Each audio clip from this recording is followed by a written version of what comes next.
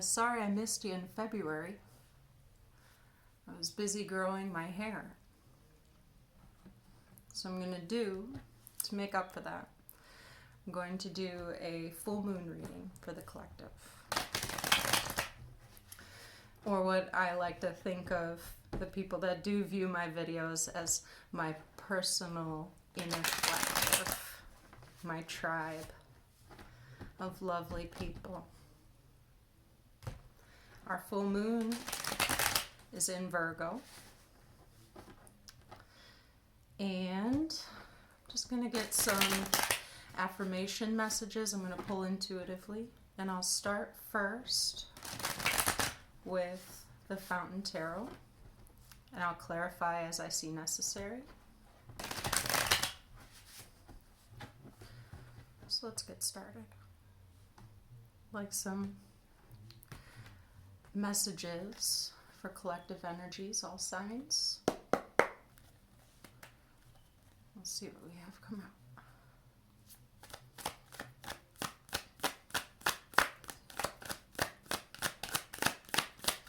Thank you. Right here, a King of Swords in the reverse. King of Swords in the reverse is, to me, a signaling of like a holding too tightly to a thought, to a reasoning, maybe even a, what is that called? Oh, there's a word that I want. This always happens, right? A conviction. Holding too tightly to a conviction is the King of Swords in the reverse. So what we may be being called to examine within ourselves is what convictions. It's good to have strong convictions, but it is unwise to never allow your convictions to be challenged. Okay? I have more for the collective. Thank you. There you go. The Four of Swords. So this may be a time, this moon, may be a time to sit with the self and meditate on those convictions, on those thoughts that you may hold too tightly to, that may cause strain to the self or strain to relationships that you have. Okay? Thank you. Four of Swords is resting, meditating, but it's also healing. Healing a space in the mind. So I feel like it's a letting go of a grip, a mental grip. Okay.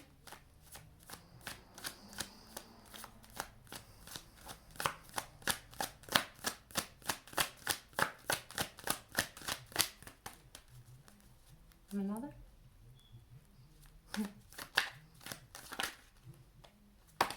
Ooh, okay. So up top, I have the lovely High Priestess. The lovely High Priestess. This is your intuitive, deep inner knowing energy. The High Priestess earned her space on this throne. So she's a guide for us to like dare to look at the darkness within ourselves. But also dare to not hate ourselves for that darkness, but to accept what is, accept what things have a place where. Things are not black and white. It is not good or bad. It just is. And there's a way to detach and observe dark parts of ourself and really just grow our consciousness from that observation and acceptance. Beautiful. And look, she has a full moon right behind her, behind that veil, behind the veil, behind over there. Also, I want that chair. Can I have that chair, please? Okay. 2 more fell out onto the table. That is a 6 of swords and a 2 of swords. So much swords. So much swords.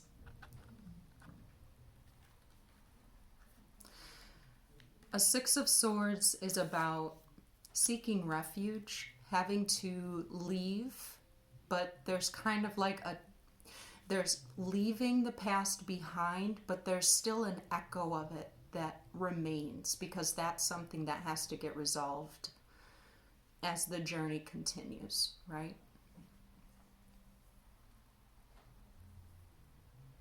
And it's a long path towards the refuge. On this 6 of Swords card, there is land in view, but it is very off into the distance.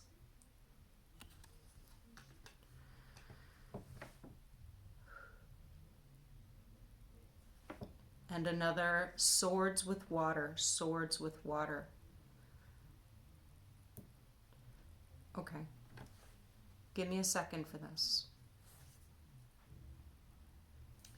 I have underneath the High Priestess, there's more swords. But both of these swords depictions have water in them. And as I've explained about the High Priestess before, is that she has the resolved or ascended processing system between the head and the heart.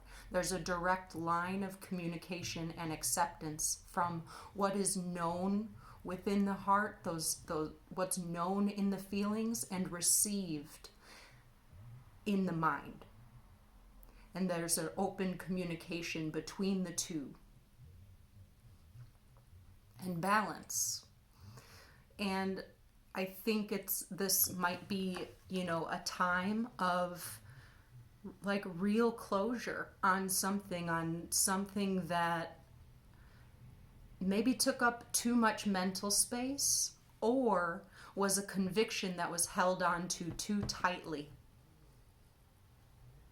That there was almost no purpose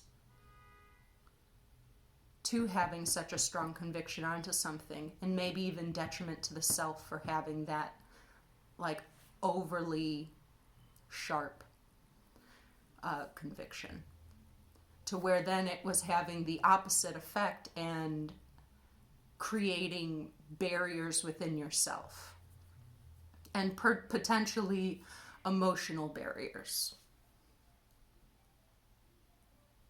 Okay, thank you.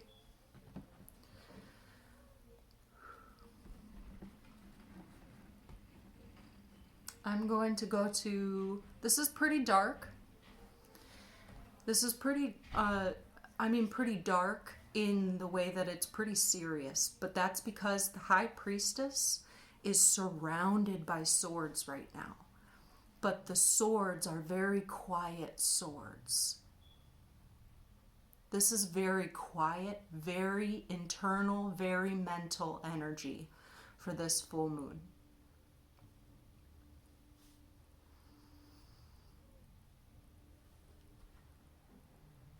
I'm going to give Hush Tarot a shuffle. What I like, even though the imagery on Hush Tarot is a little bit darker, a little bit more like, skulls and birds and, more, I guess, macabre? Is that macabre? I don't know how to say that word, but it has that more darker flavor, but there's also kind of like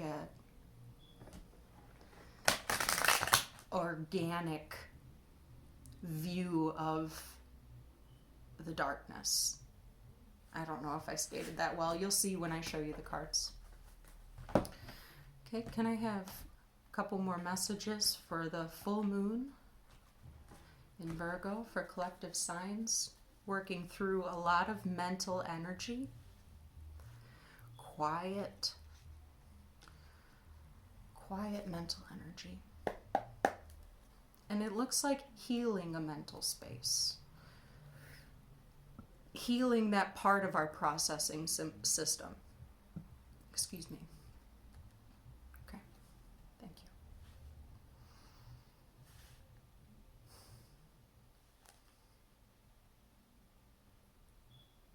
Okay. No more about that King of Swords up top, please. Thank you. Oof, with the Sun in the reverse. There's a certain conviction that you're holding on to that is keeping you from joy. That's keeping you from seeing a truth. It's like a blocking to revelation coming in, being stuck in that energy.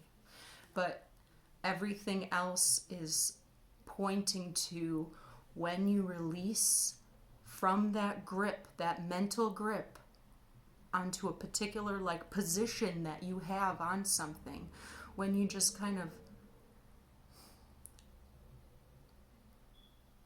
loosen the grip, that's when the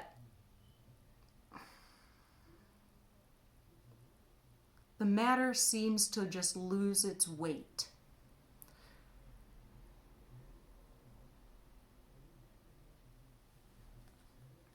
Wait. Okay.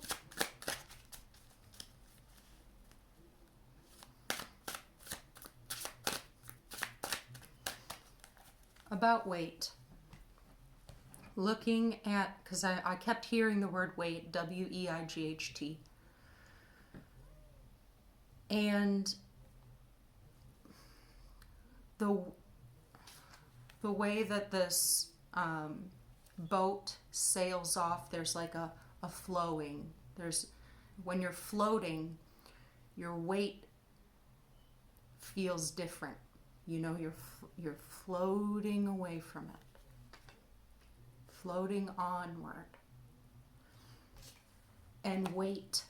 I'm looking at this veil. Okay, this lady in the water who is, stuck between thoughts, in stagnation of seeing something clearly, of communicating something. She seems like she's in kind of this struggle, being tied up in this, veil, or as I like to joke and call it, a shower curtain. But, jokes aside,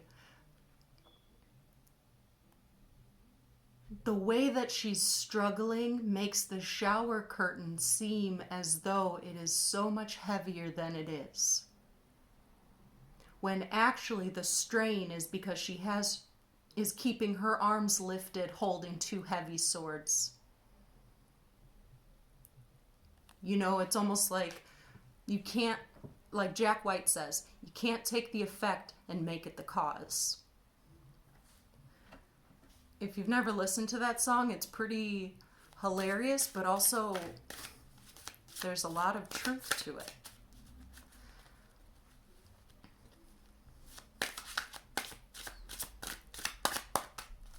Just can't take the effect and make it the cause.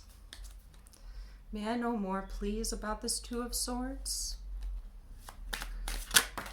Thank you. More in the reverse. A Queen of Swords in the reverse with a Six of Cups in the reverse. It's a processing system of memories, something that happened in the past. Four of Cups in the reverse. I always do that with this card. The Four of Cups in the reverse. I feel like there's a fear of moving on from something because it's like an attachment to a certain way of processing, and processing through mental space, processing head over heart. And there's a stagnant way, like, and keep trying to do it that way and expecting that you're going to get different results. It's like almost like I keep ending up in this place. I keep ending up in this place. Well, the thing is your mind keeps ending up in that place because your mind keeps trying to process things the same way. All the external variables can change, but if you're only ever going to process it the one way and not challenge the way that you process, why you process, what different habits and practices can I do to encourage me to expand my capability in how I process, then that is the stagnant place, that wheel that will go around and around. But it's possible. It's just there's so much mental energy going on with this. And I don't like that the Queen and the King of Swords are in the reverse.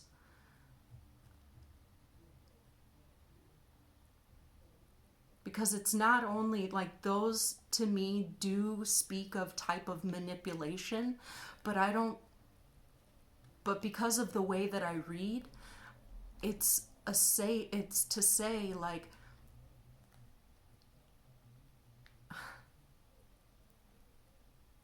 are you, I don't even want to say some of these things, so I'm not going to.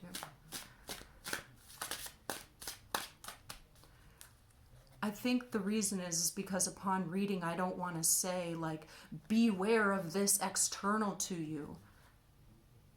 When what you need to do is be aware of what is internal to you. And that's the High Priestess.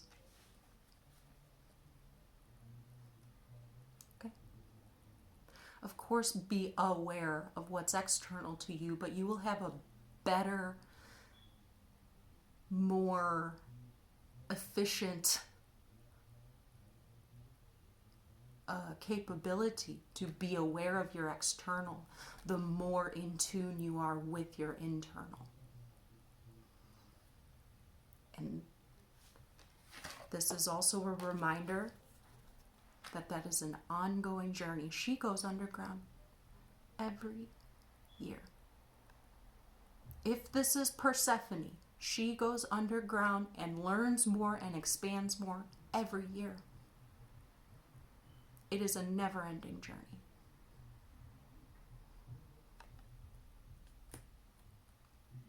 But better than last time, further than last time, more aware than last time. Okay?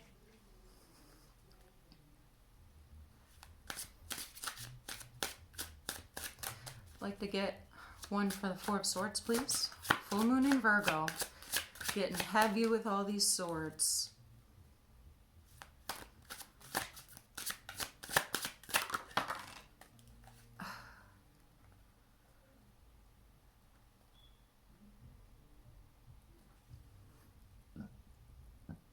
Excuse me. That's a Seven of Wands in the reverse.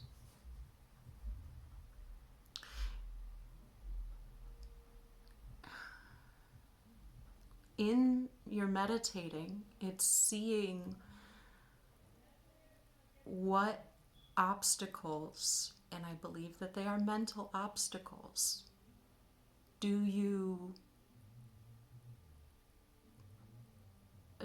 are worth examining, because it's like self-imposed obstacles.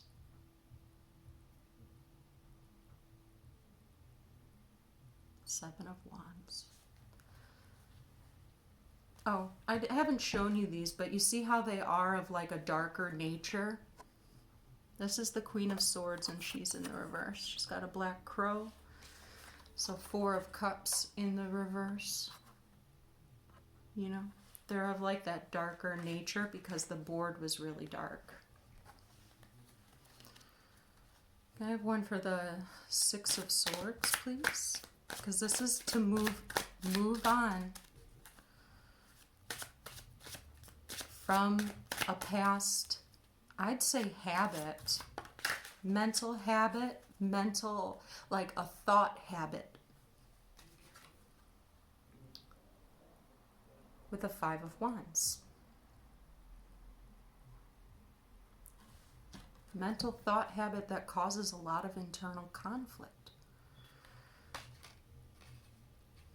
And the thing is like,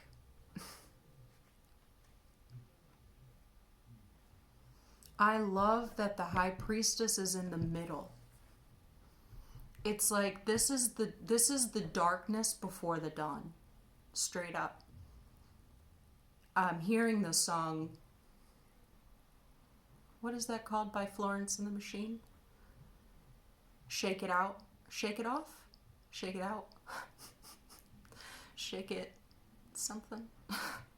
But it says when she sings, it's always darkest before the dawn. And it's almost like, I love the way that song even sounds and feels, because it's like she's shouting out into a darkness, like as if beckoning the sun to come out.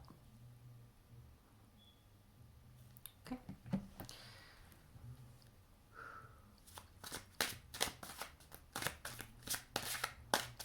High Priestess. Hope you don't mind a long read.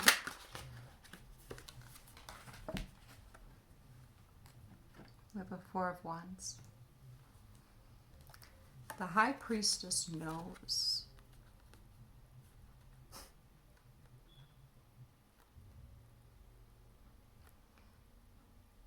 The High Priestess knows that it's always darkest before the dawn. And the challenge is to put the self into question on how do what thought patterns of mine restrict me, are to my detriment, and need to be released because they don't serve me, of your own doing. Thank them for the place that they had when they were there. But also saying, you are not, when you speak to your own thoughts, right? You are not a part of where I'm going. You are not part of the equation of how I'm going to bloom anew, of the spring that is going to be sprung.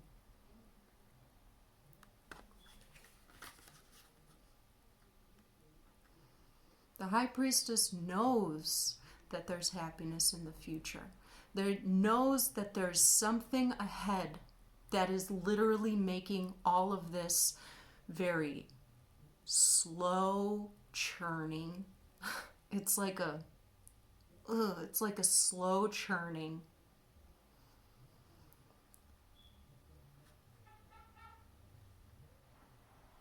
But it's not all for naught. The High Priestess doesn't immediately look optimistic, but it's almost like she doesn't need to be optimistic or pessimistic, because what it is what it is. And knows that by following her heart, because her heart is informing her mind, and together they work in tandem for the best possible outcome. The head and the heart do not demean each other.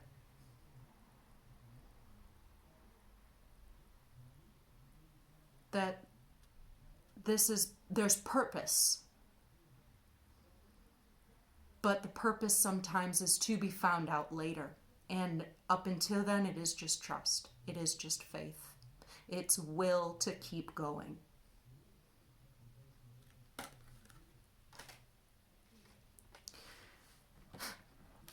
keep going and find out. Okay.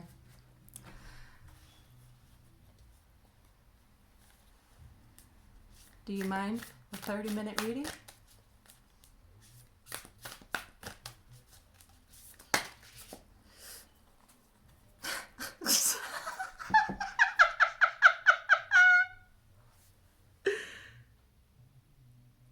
I've never seen this one before, and it's so hilarious. Who's behind it? Moth. Oh. Okay. I laughed because I got sandpiper spirit. Be playful. That's an excellent reminder for all of this energy. This could be a message to say sometimes you even need to take yourself with a grain of salt. You may be being a little bit too salty to the self for some reason or another, about something or another. But there's joy to be had in the future, but joy to your access today, right now. And then moth spirit, surrender now.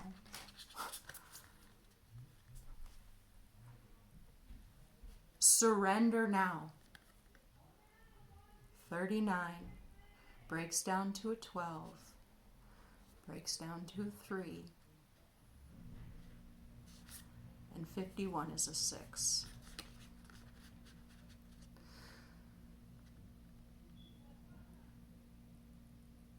Moth spirit, surrender now with these colors of the lower chakras.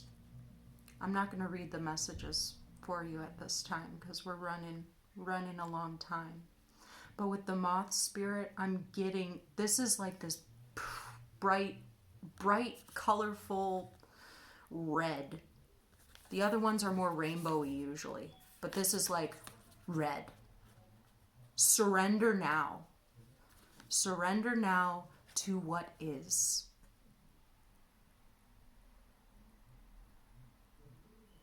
King of Swords may be trying to assert, in the reverse, maybe trying to assert too much control over things that he doesn't have control over. Which is, creating this either lackluster or stagnation in being able to have a revelation about something.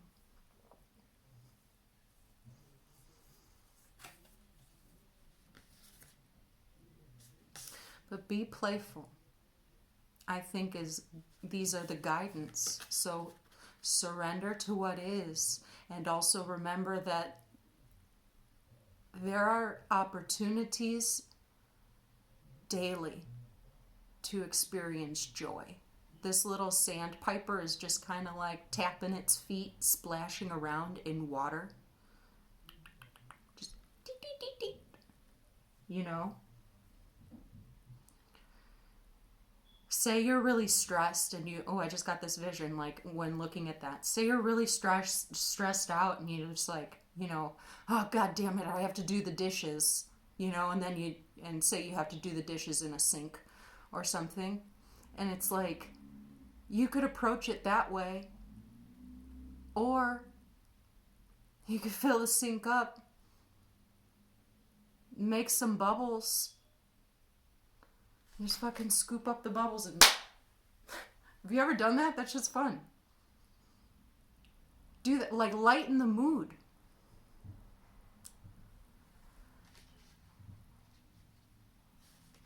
Over-stressing about one particular thing and letting it invade all of your opportunities to feel joy in a day is of your own doing, of holding too tightly, over-focused onto something that is creating a blockage to you in your day-to-day.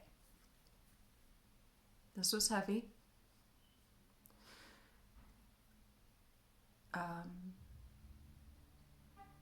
But I personally have gotten a lot out of it. And I hope that you did too. But that's our collective message for a Virgo moon. I don't know how to conclude, so I'm just going to say goodbye. Okay, bye.